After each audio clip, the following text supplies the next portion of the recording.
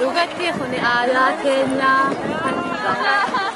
دور أخا خولي في أبوتين كان خبجت تاخرا دينا نجلا بلسه أمان كانت إكادوس أجرتي تجربة فنة خبجنا نقول فنا دلوت الرفوفيس ندبرسنا تنافو من دورو أكبر Guyyaa bareechee baase gubaa ayyaana irreechaa kana inni wal fakkeessa gubaan ifaa qaba of keessaa jedhanii kaleessi dukkana ture roobaa dheengeen dukkana ture roobaa ammoo nu addeessuun isaa kun wanti akkatti ilaalamu kanaaf kuni galata guddaadha galata waaqaati jechuu dandeenya. Ayyaanarraa hedduu nama gammachiisa. Dhumatti ayyaanni irreecha Oromoodhaa waggaa darbes akka jaabaatti kabajnee kabaranaa immoo haa caalu hedduu namatti tola. Shamarranii fi dubartoonni Oromoo guyyaa aadaa isaanii uffatanii Oromoo mootummaa agarsiisu. Ayyaanni irreechaa kun hedduu haala nama gammachiisuun kabajame kan jedhu karaa kootiin yaada. Wanni guyyaa kun akka gaariitti na gammachiise aadaan Oromoo kun dura malee first time dhaabaan aadaa dura hin argine waan kanaaf hedduu gammadee jira. Ayyaanni irreechaa ayyaana galateeffannaa waggaa tal tokko Oromoon yeroo birraa walitti dhufee kan darbetti galateeffatu kan dhufummoo itti kadhatudha. Ayyaanni kun seenaa Oromoo waliin hidhata jabaa fi fullaa qaba. Gadaa Mormor bara 6,400 caalaa fulla'ee fi gadaa Odaa Nabii bara 1,800 olitti fufee jiru irraa adda ba'ee kan hin beekne irreechaan Oromoo bara Oromoon nagaa fi bilisummaan jiraataa tures bara Oromoon dhibdee fi gabrummaa keessa jiraataa jirus otoo walirraa hin citin jabina abbootii keenyaan baroota 6,400 oliif kan fulla'eedha. Irreecha mallattoo Oromoon qabu aadaa Oromoon qabu keessaa tokko irreecha. Irreecha jechuun nama garaa qulqulluu nama garaa daban qabne kan guyyaa isa walitti araaraman kan guyyaa isa walii dhiifama godhan guyyaa itti Oromoon itti walii araaramu jechuudha. Guyyaa araaraa jechuu hin dandeenye irreecha jechuudha. Guyyaa qulqulluu. Aadaa ofii kabajuu aadaa ofii irratti argamanii Oromoo waliin bahee bishaan irratti bahee yaa'ee kadhatee waan jiraa waaqa ofii haammatee kadhatee galu kanaaf ayyaana irreechaa waan guddoo nuuf dansaa takka jechuudha. Dhugatti ayyaanni irreechaa ayyaanota Oromoon qaban keessaa isa guddaa fi isa tokko. Ayyaanni kun amantiilee Oromoodhaa tokkollee ayyaana tuquu miti. Cufaahuu bifa tokkoon kan tajaajilu ayyaanni kun wanni inni promote godhu haa kan guddisu Oromummaa guddisaa aadaa keenya nu guddisaa afaan keenya nu guddisaa kanaaf ayyaana kan ilmaan Oromoodhaa kan bakka takkatti waliif fidee galma tokko caayaa takka jalatti waliif fidee Oromoota tokkoomsu waan ta'eef ayyaana kanaan bifa guddaadhaa fi bifa olaanaan ilaala. Dhaloota har'aa seenaa fi aadaa boonsaa abbootii keenyaarraa dhaalan irreeffannaa sadarkaa olaanaatti ol guddisuuf tattaaffii guddaatti jiran. Sababa kanaan irreechaan guyyaa aadaa Oromoo ta'uun akka sabaaf biyyaalessaatti beekamaa jira. Kana malees irreechaan Oromoota eenyummaaf aadaa saba keenyaaf quuqamaniif guyyaa galateeffannaa callaa miti. Karaa itti waan aadaaf eenyummaa Oromootti deebisanii dagaagsanidha. Irreechi mallattoo Oromoo keessaa aadaa Oromoo keessaa tokko. Kanaafuu nuyi aadaa kana guddifachuun immoo dirqama Oromummaatu nurra jira. Dirqama sabaa ba'uuf immoo aadaa kana guddisuu dirqama qabnaa jechuudha. Kanaaf irratti hirmaachuun dirqama mataa keenyaa jennee akka fudhannu yaada qabaachuudha. Faayidaan isaa jireenya Oromoo namni aadaa jechuun beektaa jireenya uummataati. Uummanni Oromoo wanni uummata ta'uun aadaa afaan wanni qabeenyi ati qabdu aadaan qabeenya uummataati jireenya uummataati. Hundi uummata tokkooti. Saniif biyyaan baaka jiraattus akka aadaa hin daganneef aadaa hin mul'isuun dhaloota gartee gareetiif dabarsuun gaarii jechuudha. Aadaa ofii kabajuun maal lamaa godhame? Aadaa ofii kabajuu eenyummaa ofii ibsu.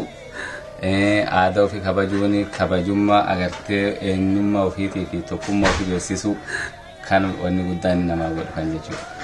Irreechaan guyyaatti akka sabaatti gamtaan wal arganii dhimma har'aatti jiran waliif himan. Waan egeree immoo waliif qindeeffatan guyyaa walooma Oromooti. Gamtaan baanii irreechaa irratti aadaaf eenyummaa ofii agarsiisuunis mallattoo sabboonummaati. Koreen qindeessituu ayyaana irreechaa Melbourne Awustiraaliyaa ayyaana kana haala ho'aa fi miidhagaan kabajuuf qophii barbaachisu xumuratee jira.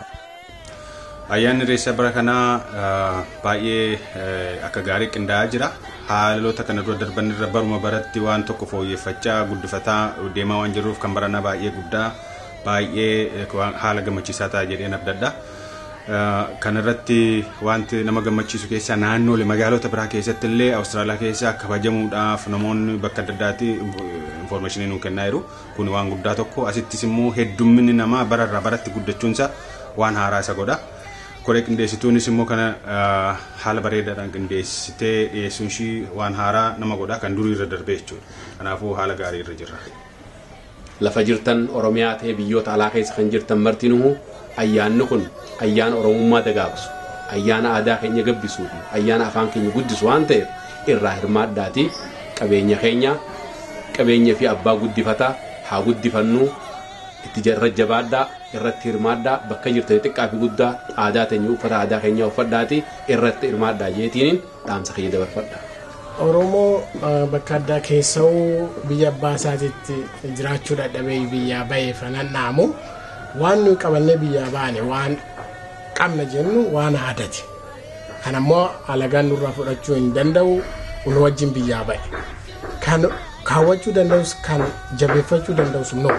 Kanaafuu nama akka kiyyatti baqatee biyya abbaa ofiitirratti kabajachuu dadhabe bakka jirtu akka jabeessee kabajatu aadaa isaa akka guddisu akka waan kootelee hordofuun dhaamsa dabarsaaf. Isa malee namni hordofu hin jiru, isa malee namni kabajatu hin jiru. Kanaaf yoo abbaan kabajate aadaan ofii guddata akka namni hundinuu bakka jirutti waan kana kabajuun dhaamsa dabarfadhaa jechuudha. Maal qabatee dhufa namni maal godha? Namoonni kan qabatanii dhufuun irra jiraatu uffannaa aadaa uffatanii dhufu waan aadaa isaanii calaqqisiisu isarraa kan darbe uffannaa sana biratti babbareedoodha. Duruu ilmaan Oromoo babbareedaniitu haala bareedaadhaan dhufu kanuma wanti nuti dabarsinu. Waan isaan hin goone homaa inni guyyaa isaa. Kan isaan hin goone waan jibbisiisaa tokko waan aadaa keenyaaf hin taane kan uummata keenyaaf hin taane tokko hin godhani. Amma danda'ametti sirni sun waan isa tuffachiisu waan isa komachiisu tokko irraa tiksuu qabu. Oromoo wanni inni godhe ka hawwiinan hin qabu tokkoffaan Oromoon kutaa 11 akka ilmaan haadha abbaa tokko tahe Oromoon kutaa 11 akka ilmaan haadha abbaa tokkotti wal kabaje wal ulfeessee walii waan jira cufayyuu islaanota hin jenne kiristaanota hin jenne hundummaan isaatiyyuu ilmaan Oromoo kun hundi isaa jalqabee hundi waaqeffata irra waan dhufaniif achirra jalqabee amantiitti namu hadeemu malee jaalalummaan hunduu fi kabajamuun ammoo aadaan ofii waan amantii fi agartee kiristaanaa fi islaamummaa waan hin qabnee fi aadaan ofii guddoon nam gammachiiftu waan aadaa ofii rakkisuu dhabu waan aadaa ofii waggaa waggaan guyyaa kana kan kabajanii deemsifachuutti guddoo nam gammachiisa. Ayyaana gartee irreechaa qabeenya gartee hawaasa irraa tokko waan ta'eef guyyaan kun guyyaatti gartee alagaaleen dhuftee simatu waan ta'eef uummanni keenya dhufee aadaa isaanii bareedduu uffatanii akka irraa qooda fudhatanii dhaamsa isaaniif dabarsa.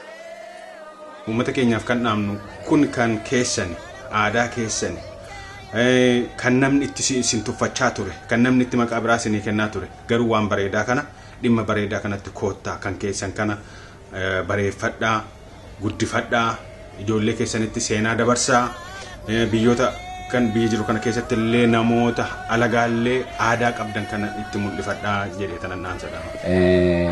Waaqni gargaaru ayyaan kennalla ayyaan kaayoo qaba ayyaan dhugaa kaafaa ittiin gammachiisu kan dhugaa waaqni haa godhu gammachuu guddaa waaqii Oromoo kutaa 11 akka afaan takkaa fi yaada takkaaf jaalalli takkaa waaqni haa deebisu waaqii guddaan wanni guddaan hawwi kennaa kan irra kaasee ilmi Oromoo hundaaf iyyuu bilisummaa waaqii bilisummaa gammachiiftu waaqii dheertuu taatan waaqni haa gabaabsu biyya teenna taa biyya ormaa keessa jiru malee biyyitiin yooftuun biyyi mufiiti biyyitee na waaqni gammachiisan nu hagalchuu ulfaadha galatoomaa isaanii jedha.